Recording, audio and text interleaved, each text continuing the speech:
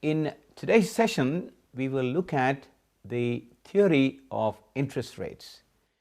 Interest rates is the price of money. It is the price that you pay when you have to borrow from a bank, or the price that the bank would pay you when you deposit your funds in the bank. It is also the price that a company would pay in the form of coupons when they issue bonds. There's a very interesting theory underlying the whole world of interest rates. It's called the loanable funds theory.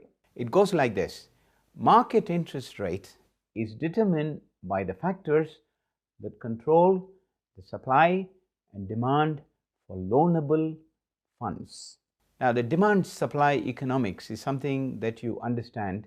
Presumably, you've gone through that in your course in economics.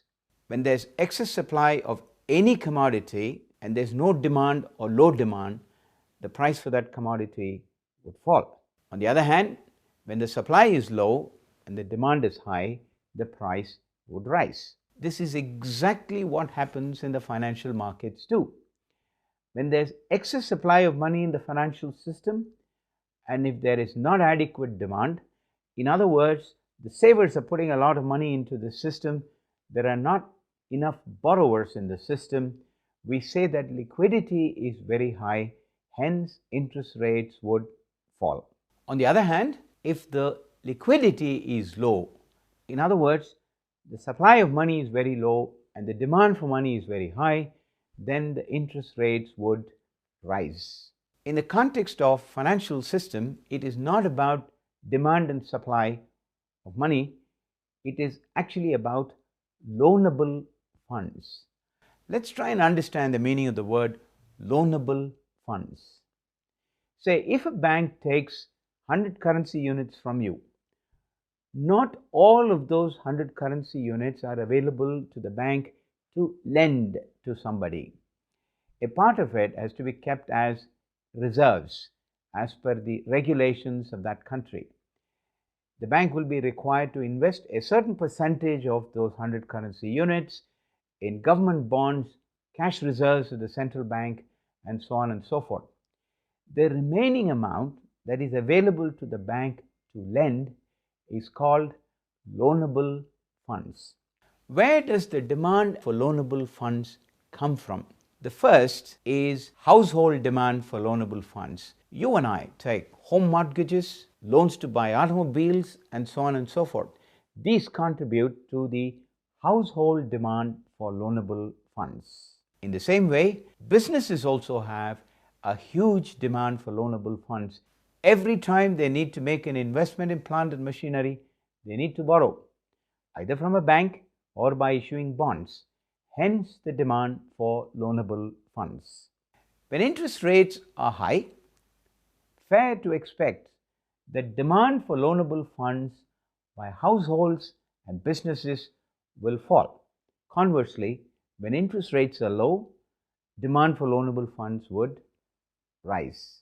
Hence, there exists an inevitable inverse relationship between interest rates and demand for loanable funds, both by households and businesses. There is a third entity, is the government of the country. Unlike households and businesses, governments are not in a position to reduce their borrowing when interest rates go up, because they borrow to meet the fiscal deficit, i.e., the gap between the revenues that they earn through taxes and the expenditure that they have to incur. And this deficit has to be covered by the government borrowing, and therefore government borrowing is interest inelastic. When governments therefore starts borrowing enormously, interest rates will be pushed up in the economy, that's for sure. There's a fourth source of demand for funds, which is the foreign demand for funds.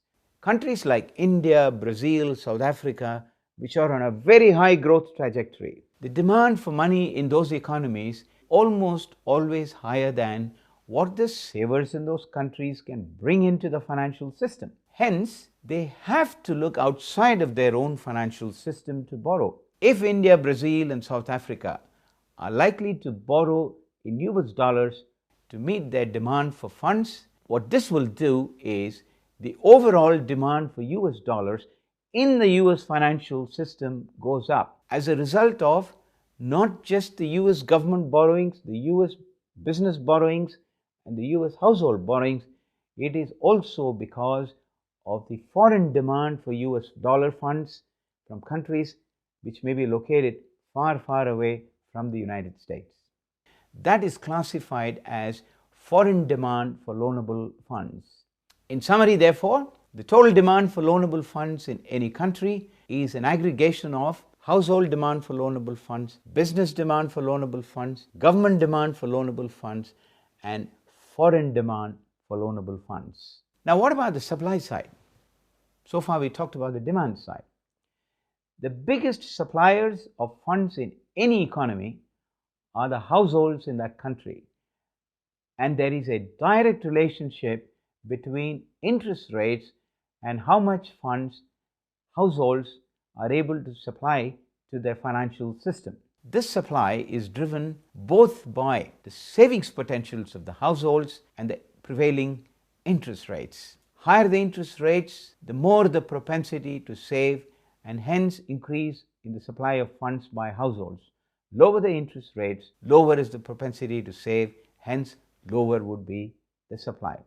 Do remember, supply of loanable funds can also be augmented by cross-border flow of funds. Now, in equilibrium, the demand for loanable funds must be equal to the supply of loanable funds. And in that equilibrium state, the price of money is known as the equilibrium interest rates. Interestingly, and may I say unfortunately, as in the case of product markets, where we saw in an earlier video that the demand and supply mandate the price of products, in financial markets and in the financial system, it is not so straightforward. Not merely demand and supply of funds, there are several other what I call exogenous factors, factors outside of the system that impact the demand and supply of money and therefore the price of money.